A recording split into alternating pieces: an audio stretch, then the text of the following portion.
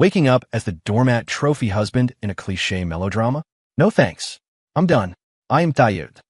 Faced with the Ice Queen CEO's divorce papers, I accepted with pleasure. My only goal now was to take the severance package, retire early, and live the life of a total slacker. But she didn't know that I knew the future.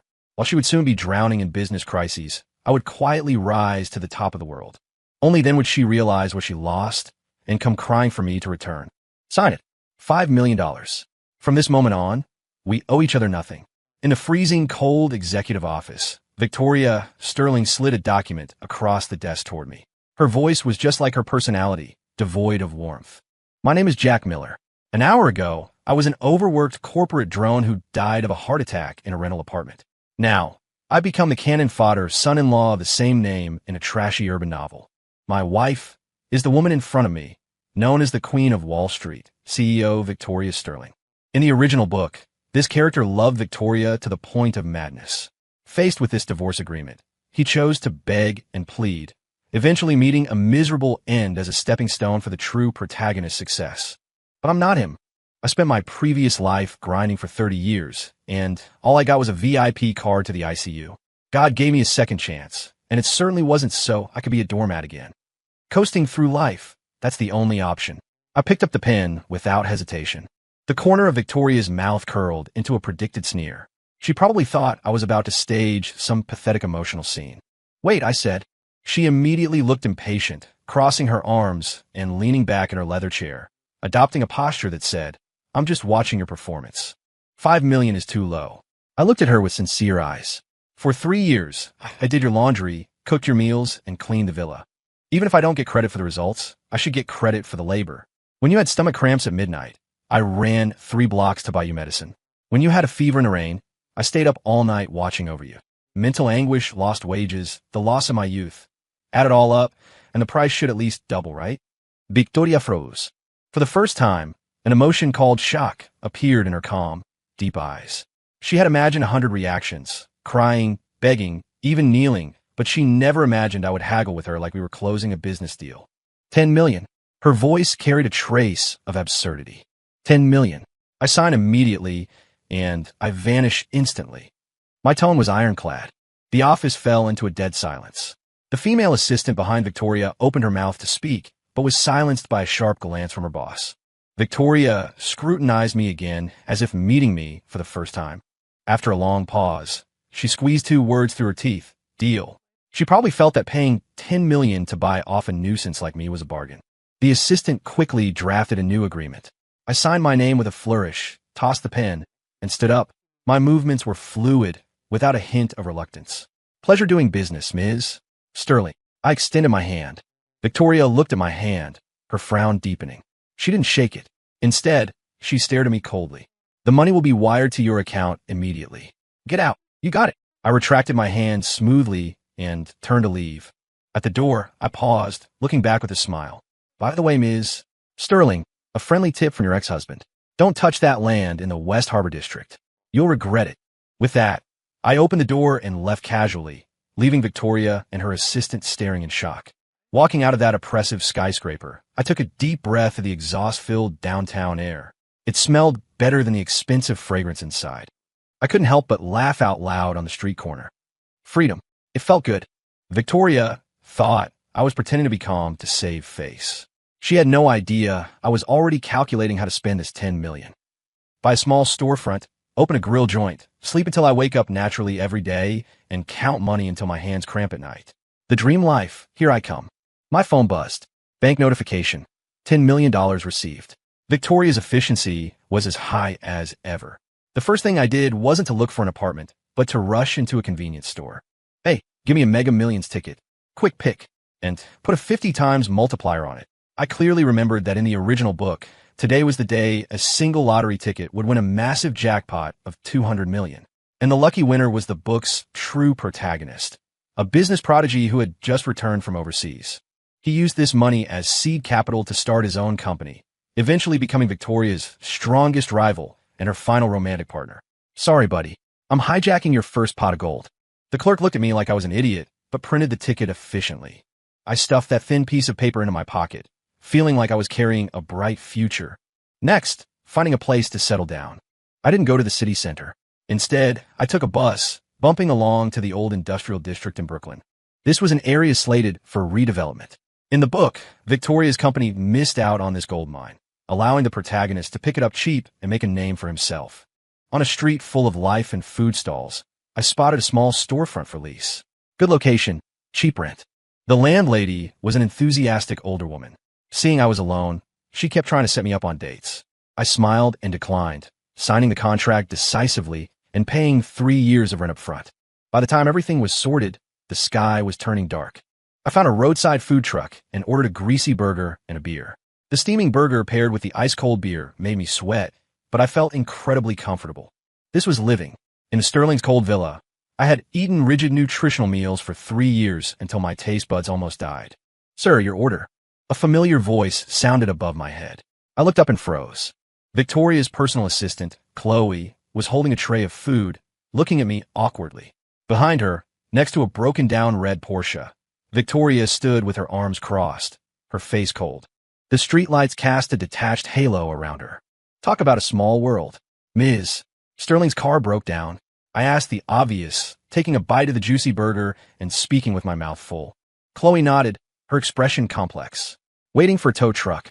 Didn't expect to run into Mr. Miller here." Her eyes swept over my burger and beer with a hint of pity. To her and Victoria, leaving the Sterling family meant I could only live this kind of destitute life. I didn't care. Instead, I smiled at her. "Want some? This place is pretty good." Chloe looked even more awkward. At that moment, Victoria walked over.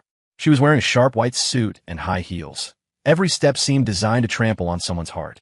She looked down at me, at the cheap food in front of me, making no attempt to hide the disdain in her eyes. "Jack, is this the life you wanted?" "Yep." I took a swig of beer and burped. "Free, comfortable, no need to walk on eggshells." "It's great." Victoria's brow furrowed into a knot. She had imagined me being miserable after leaving her, but she never expected me to be so at peace. It gave her a strong sense of losing control. "What did you mean about the West Harbor land earlier?" She changed the subject, her voice still chilly. "Literal meaning. I picked up a French fry. New environmental policies are coming out soon. All high pollution projects will be halted. If you invest now, you'll be throwing billions into the water." This was a major plot point in the book. Victoria misjudged this project, severely damaging her company and giving the protagonist a chance to swoop in. Telling her was my way of repaying the meal ticket of the last 3 years. Victoria's eyes flickered. She didn't believe me. Or rather, she didn't believe a waste she had discarded could have any far-sighted business acumen. Playing mysterious. She scoffed, turning away. "My decisions don't require your commentary." I shrugged. "Whatever." I said my piece. Believe it or not, it's not my money being lost. The tow truck arrived and took away the flashy Porsche. The world was finally quiet. I leisurely finished my food, humming a tune as I walked back to my soon-to-open shop. My phone screen lit up. Lottery results. I clicked it open, checking the ticket in my hand number by number. All matched. I calmly turned off my phone and finished the last sip of beer. $50 million, after the lump sum deduction and taxes, roughly. Well, my retirement fund just got a little thicker. My shop, named the Grill House, officially opened. I slept during the day, opened promptly at 6 p.m., and closed at 2 a.m. No grand business plans, no corporate politics, just the smell of cumin, chili, and beer. I dumped my $10 million severance, plus the massive lottery winnings, straight into the stock market. Following the book's timeline, I precisely bottom-fished a few meme stocks and biotech firms that were about to skyrocket due to mergers. Then I put the whole thing out of my mind. My life became extremely regular. Wake up at 4 p.m., go to the market for the freshest ingredients. Skewer meat at 5 p.m., prep for opening. At night, the small shop was packed with customers from all walks of life. White-collar workers working late, students crying over breakups, middle-aged guys bragging about nothing. I listened to their stories, grilled the meat in my hand, and occasionally clinked glasses with them. This life, full of smoke and fire, made me feel grounded in a way I never had before. Within half a month, my little shop was a hit. Not because of marketing, but purely because of the taste. I had learned to cook in my previous life to relieve stress, and my grilling skills were top tier. Plus, I used real ingredients and fair prices, so more and more regulars returned. Some people even drove 20 miles just to eat here. One night, an unwelcome guest arrived. Victoria's father, Arthur Sterling. He wore a tailored suit, holding a string of prayer beads, exuding authority without anger. He was more domineering and calculating than Victoria. In the book, he had always looked down on me as a live-in son-in-law, and he was the one who orchestrated the divorce. Jack, long time no see. He sat opposite me, 2 bodyguards standing behind him. Mr. Sterling, sorry for the lack of welcome. I handed him a beer. Try one. He waved his hand, his sharp gaze scanning my small shop. I heard you and Victoria split up. Yes, an amicable divorce. I gave you 10 million so you would leave this city and never appear before Victoria again. Why haven't you left? I laughed. Mr. Sterling, the transaction is complete. I took the money and agreed to leave the Sterling house, which I did. As for which city I live in or what kind of life I lead, that wasn't part of our deal, was it? Arthur's face darkened. He hadn't expected the young man who used to be so timid and afraid to breathe in front of him to speak like this now. Young man, don't be too arrogant. He tapped the table. I know you have resentment in your heart, but you and Victoria are from different worlds. Leaving her is good for you, and good for her. I agree. I cracked open a beer for him and pushed it across. That's why I took the money and left. I'm living quite happily now, and I hope you won't disturb me. Arthur stared at me, trying to find a crack in my facade. But he failed. My face showed only calm and a hint of impatience at having my peace disturbed. The West Harbor land. Did you tell Victoria to drop it? I nodded. What? Like I said, a friendly tip. That's simple. That's simple. Arthur fell silent. Just 3 days ago, the strictest environmental ban was suddenly announced for the West Harbor project area. All construction was halted for investigation. Several real estate companies that had invested heavily saw their stock prices crash, teetering on bankruptcy. But Sterling Corp, because Victoria had forcibly stopped the project at the last minute against the board's pressure, perfectly avoided this disaster. The entire board was shocked. They couldn't understand why the usually steady Victoria would make such a precise, risky judgment call. Only Victoria knew that this judgment came from her ex-husband, whom she had kicked out, a man she considered a waste. How exactly did you know? Arthur stared at me intently. I guessed. I lied without batting an eye. I like reading policy news when I'm bored. Even a blind cat finds a dead mouse sometimes. Even I didn't believe that explanation. Arthur certainly didn't. He looked at me deeply, his eyes full of scrutiny and wariness. Name your price, he said suddenly. Come back to Victoria. Continue being her husband. I'll give you 5% of Sterling Corp's shares. I paused for a second, then laughed. 5% of Sterling Corp was worth at least a few $1 billion. This old fox never did anything without profit in mind. He saw potential value in me, so he wanted to tie me back to the Sterling family chariot. Too bad my ambitions lay elsewhere. Mr. Sterling, do you know how much the shop makes a night? I asked him. He didn't speak. After costs, about $500 a night. That's 15 grand a month, maybe 200,000 a year. I counted on my fingers. It doesn't compare to your shares, but it's happy money. Easy money. I don't need that much money, just enough to spend. And I don't want to live a life looking at other people's moods anymore. I stood up and walked to the grill, flipping the sizzling meat skewers. So, I appreciate the offer, but keep the shares for your retirement. My small business doesn't need your concern. My voice wasn't loud, but every word reached Arthur's ears clearly. For the first time, his expression turned ugly. He had dominated the business world for half his life. No one had ever refused him so bluntly, and for a reason he couldn't comprehend. He couldn't understand why someone would give up billions for a few $100 a night. You will regret this. He stood up, left that sentence hanging, and walked away with his bodyguards. I watched his retreating back and smiled. Regret. The decision I regret least in my life is leaving your family. Arthur's visit was like a pebble thrown into a lake. It didn't create much of a ripple in my life. I continued grilling, drinking, and watching the diverse customers.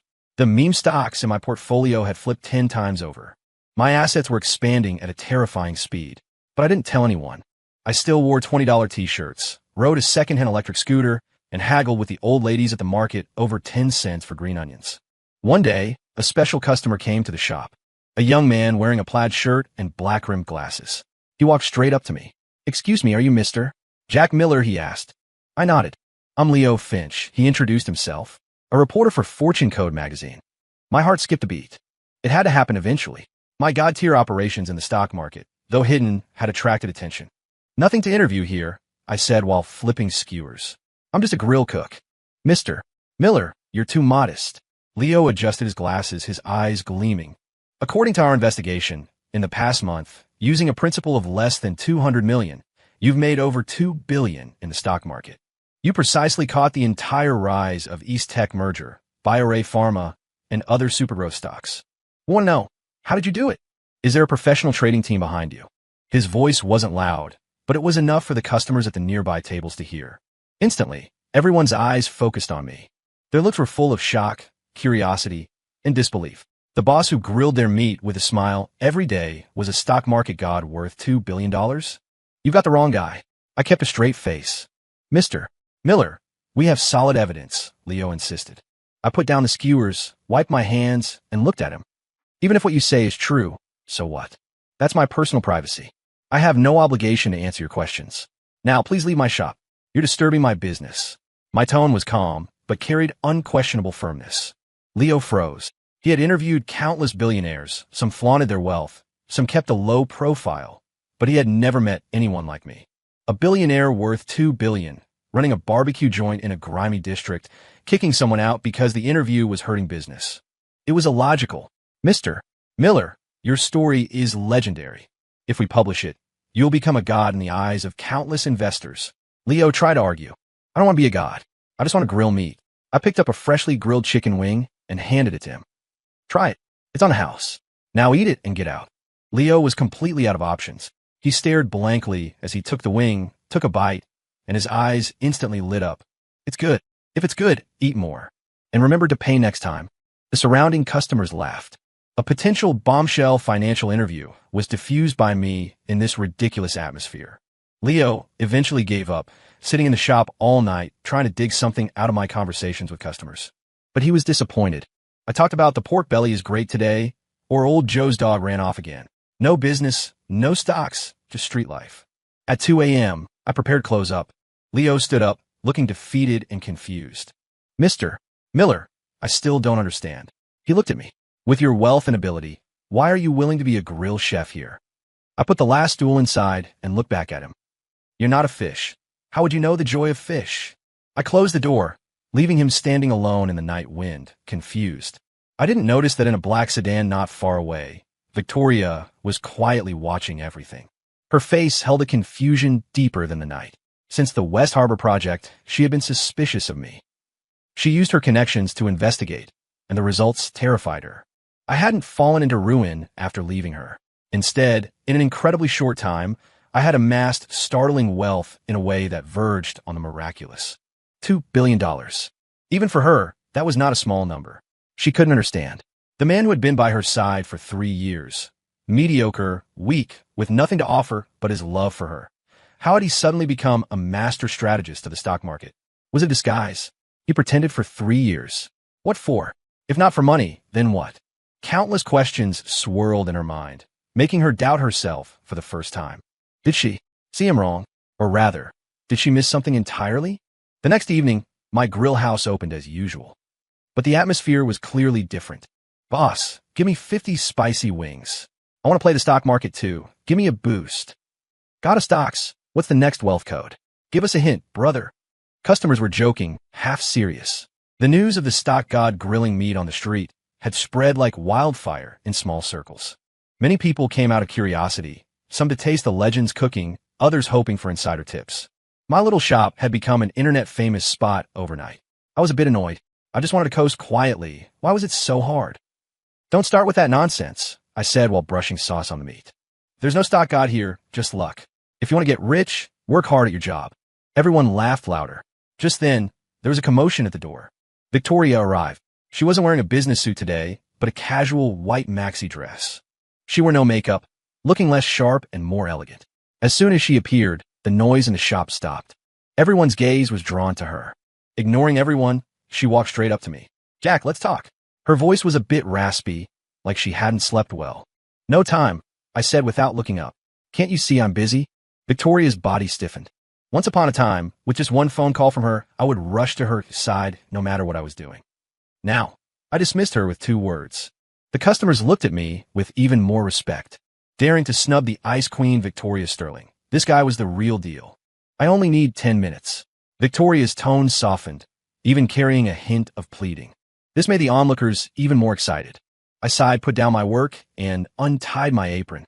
Follow me. I led her to the small alley behind the shop.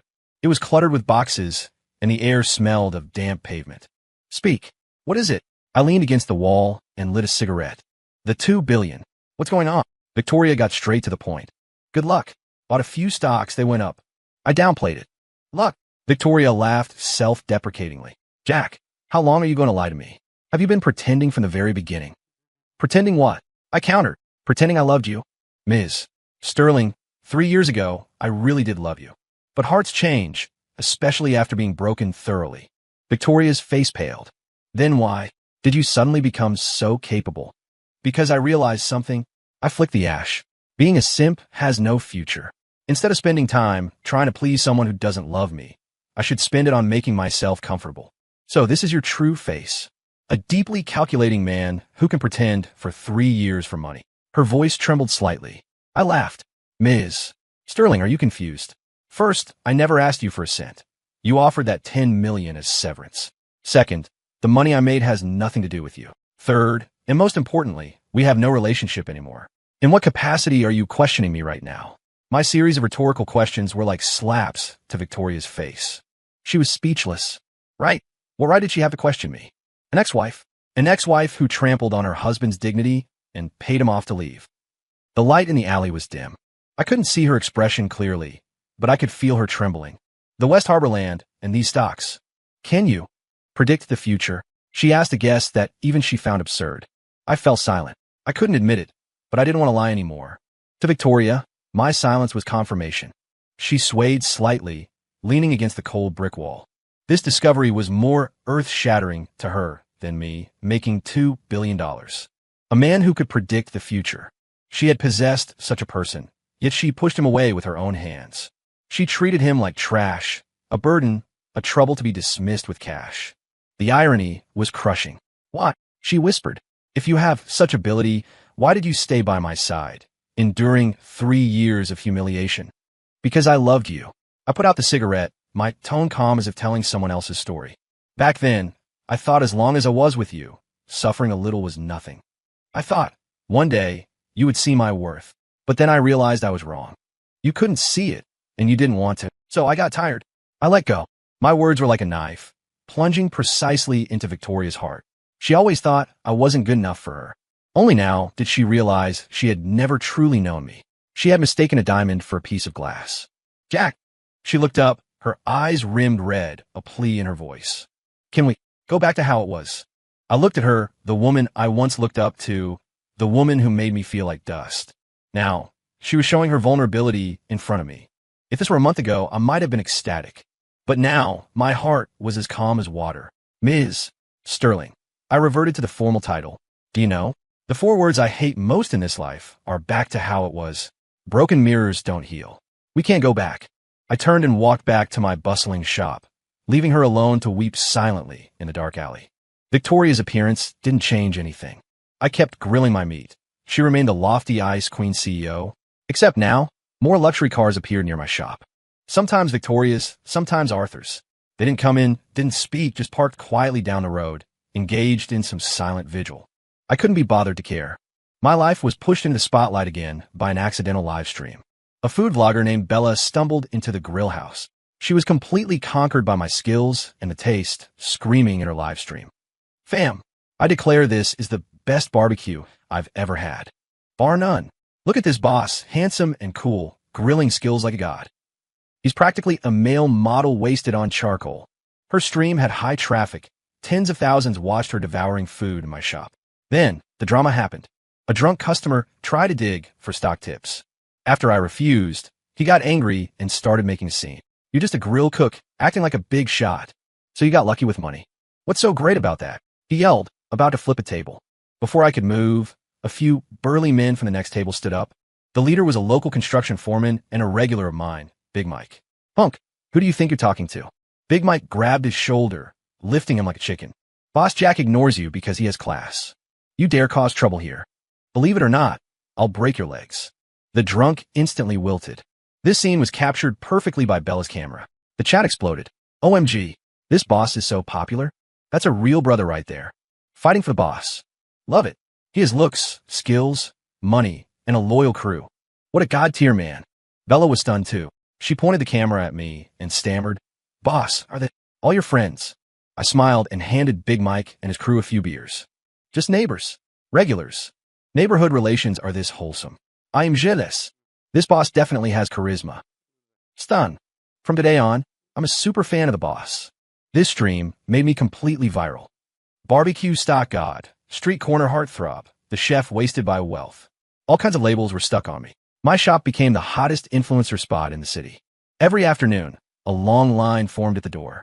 Scalpers were selling queue numbers for hundreds of dollars. It was annoying. I just wanted to be a slacker, not an influencer. So, I made a decision that shocked everyone. I posted a sign at the door. From today on, limited to 100 skewers per day. First come, first served. Closed when sold out. Note, I do not trade stocks. I do not offer investment advice. Ask and get banned. This blew up the internet even more. Most arrogant boss in history. Rich people are willful. Only selling 100 skewers. Is he retiring early? LMAO, ask and get banned. This boss has too much personality. My grill house became even more popular. Those 100 skewers became the limited edition everyone dreamed of. Victoria came again. This time, she was alone. She didn't drive, but stood in the long line like a regular person. By the time it was her turn, the sky was dark. What can I get you? I asked. The same as yours, she said. I paused, remembering that back in Sterling House. She ate whatever I ate because she was too lazy to order. I silently grilled 10 of my favorite skewers, spicy wings and beef, packed them up, and handed them to her. She took them and paid. Jack, she stopped me. My father's company is in trouble. I didn't speak, waiting for the rest. An overseas hedge fund is maliciously shorting Sterling Corp stock. We can't hold on much longer. Her voice carried a trace of helplessness. I remember this plot. In the original book, this was the male lead's shining moment. He used his overseas connections and capital to snipe the hedge fund, solidifying his place in Victoria's heart.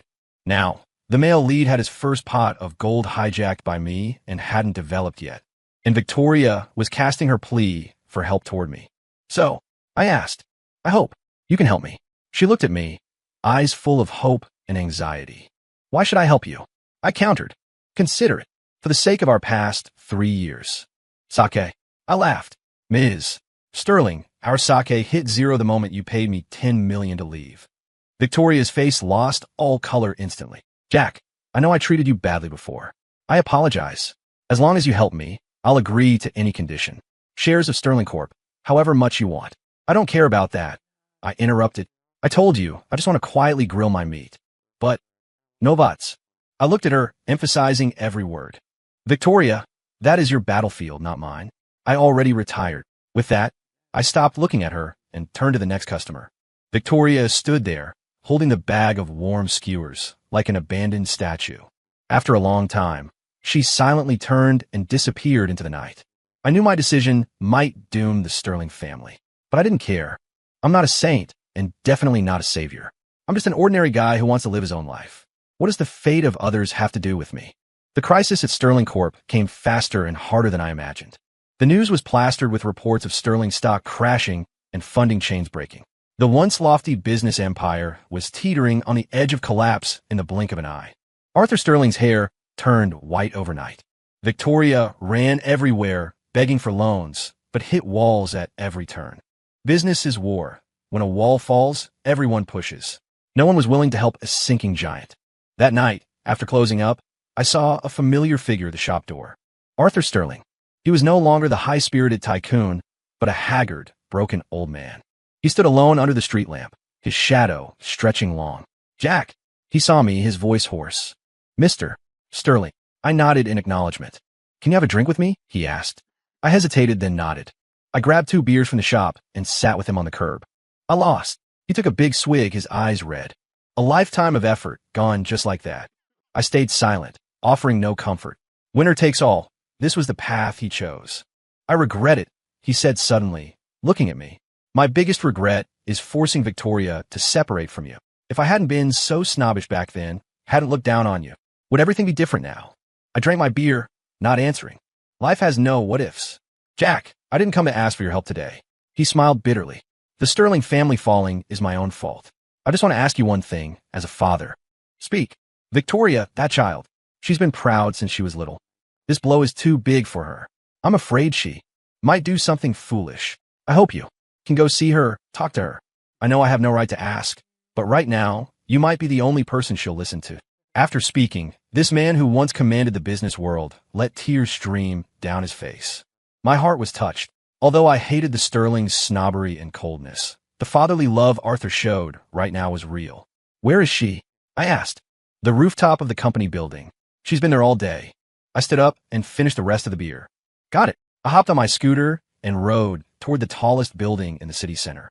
The night wind was cold, stinging my face. I didn't know why I was meddling in this. Maybe to pay off the last bit of emotional debt.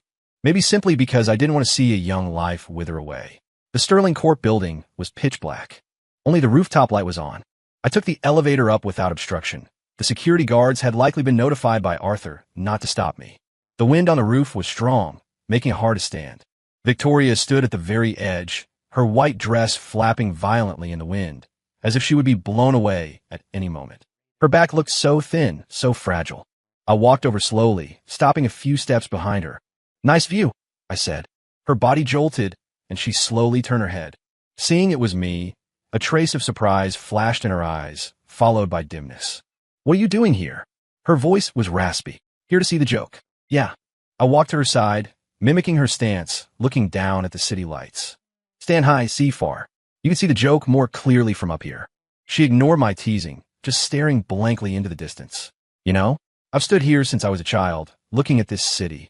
I told myself, one day, I would be the queen of this city. Now am I? She laughed self-deprecatingly. I'm just a joke. You're not a queen, and you're not a joke, I said. You're just an ordinary person who pushed herself too hard. Ordinary person? She looked like she heard the biggest joke. How can I, Victoria Sterling, be an ordinary person? Why can't you? I countered. Were you born with 3 heads and 6 arms? Do you not need a fork to eat? Victoria, your biggest problem isn't losing this business war. It's that you never treated yourself as a human being. You treated yourself like a machine that sacrifices everything for success. You sacrificed health, happiness, feelings. Now the machine broke, and you think the sky is falling.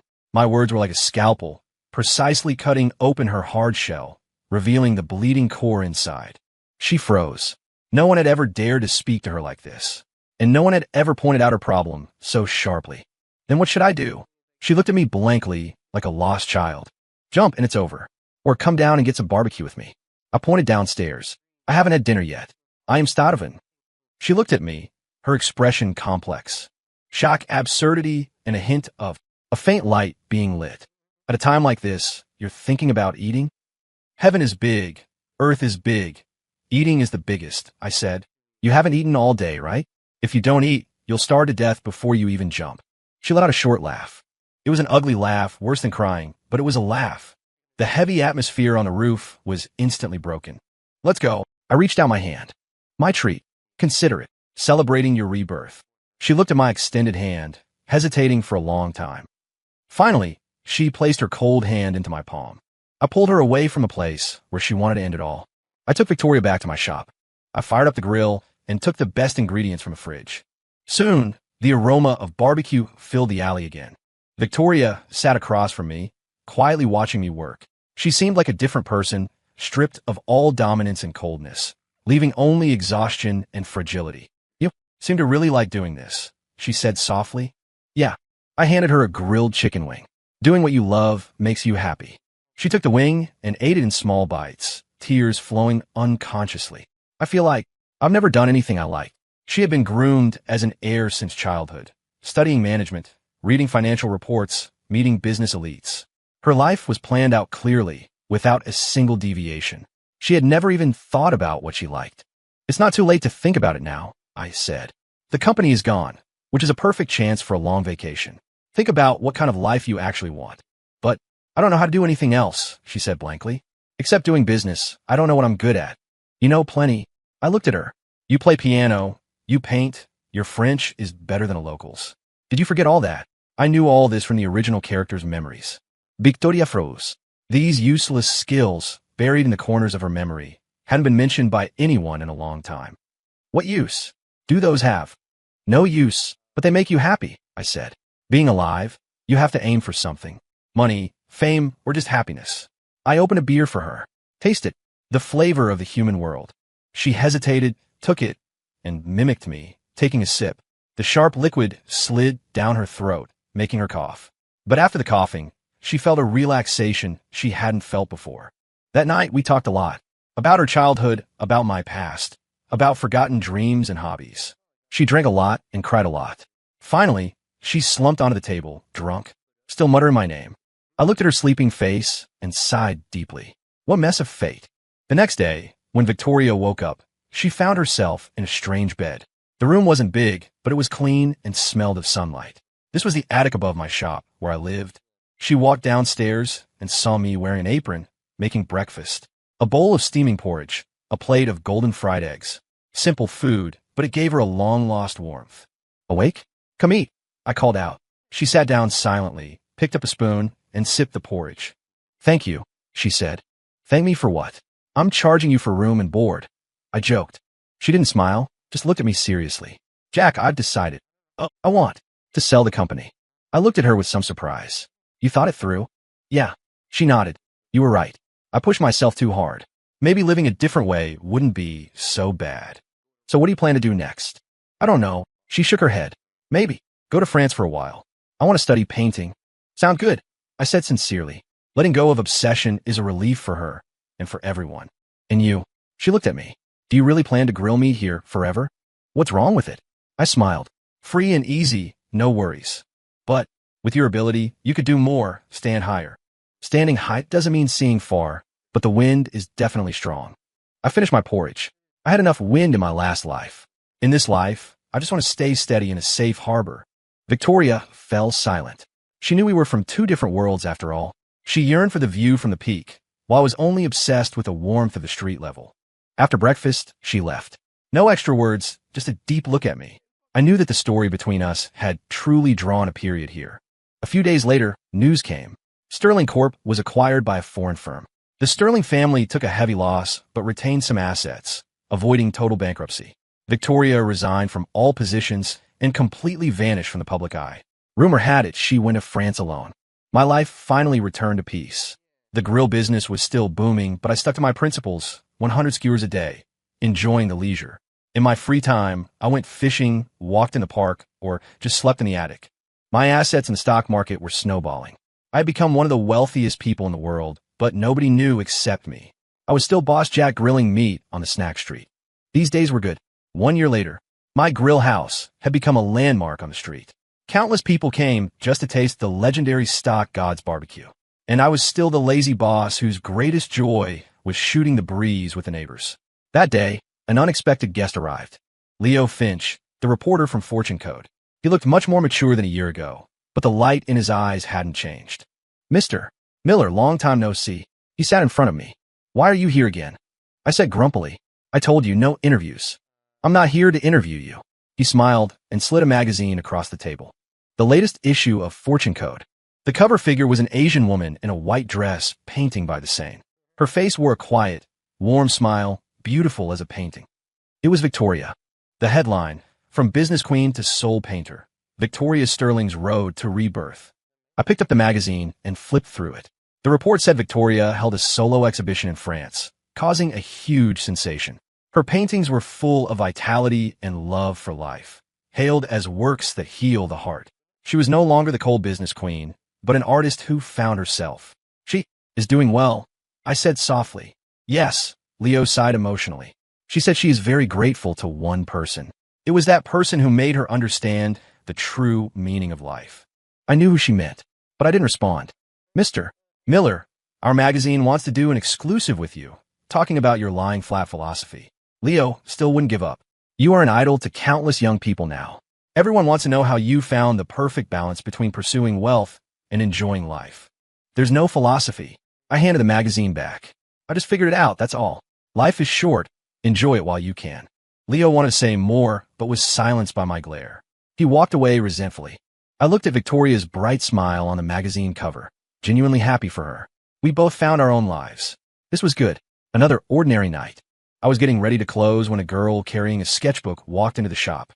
Boss, anything left to eat? Her voice was crisp as a lark. Sorry, sold out for today? I said. The girl's face fell instantly, looking pitiful. I came all the way from the west side just for a bite of your skewers. I queued all afternoon, but that guy in front ordered 20 skewers.